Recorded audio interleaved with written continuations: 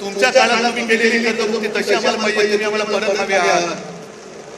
म्हटलं आता दादा त्याच्यामध्ये जाऊन पहिलं संकटातून बाहेर काढावं लागेल. पण एक वाक्य बोलून गेलं ते फार महत्वाचं आहे. म्हणून मी जी काल मागणी केली लाडक्या बहिणीबाबत ती त्याच्यासाठी केलेली. निवडणूक आल्यानंतर महिलांच्या अकाउंट मध्ये 1,500 रुपये टाकले गेले आणि ही गोष्ट काही मान्य केली पाहिजे की महिला थोड्याशा नाही म्हटलं तरी जिकडे खायला अन्न नाही तिकडे 1,500 रुपये मिळत असतील आणि घरात ते 1-2 रात्री मुलाबाळांना काही खाऊ देऊ शकत असेल तर महिला थोड्याशा नाही म्हटलं तरी अरे हे बरं चाललंय. पण तो शेतकरी बोलला साहेब ही भाजपची अवलाद आहे ना, ही आता पगारी मतदार तयार करते. पगारी मतदार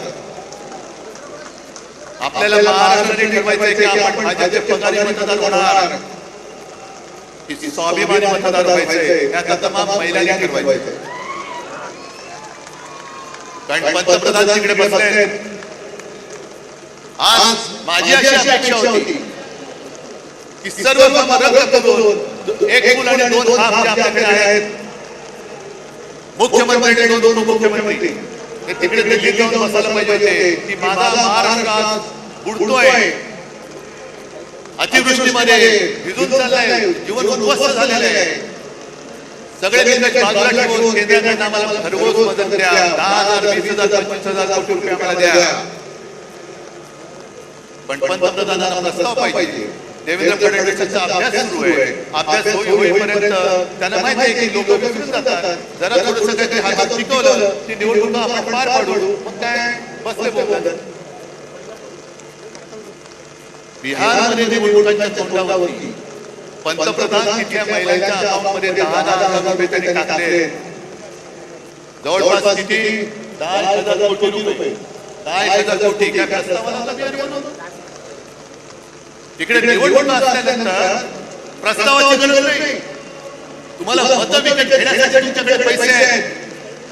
पण उद्ध्वस्त झालेल्या महाराष्ट्रासाठी द्यायला तुमच्याकडे पैसे नाही. मात्र जाहीर आहे.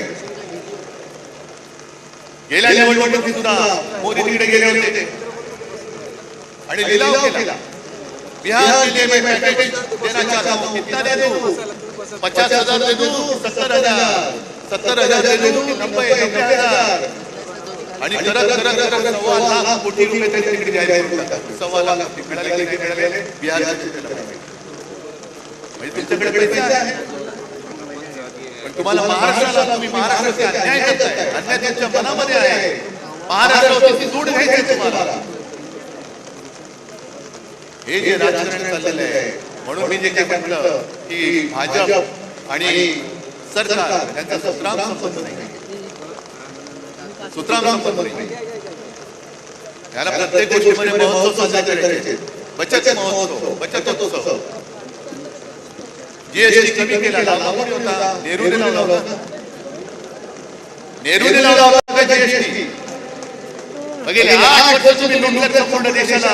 125 लाख कोटी रुपये तुम्ही तिकडे दिशात घालून बसलात. म्हणजे मला तो राजेश खन्नाचा पिक्चर आठवला. कुठला तो आज काय पिक्चर आहे. त्याच्याकडे काही हॉटेलवाले येतात आणि सांगतात की अमुक एका पदार्थाची किंमत वाढवायची. ते सगळे म्हणतात अहो किंमत वाढवली तर लोक बोलतील. त्याला किती चार्ज करू? नाही दुगना चार्ज करू.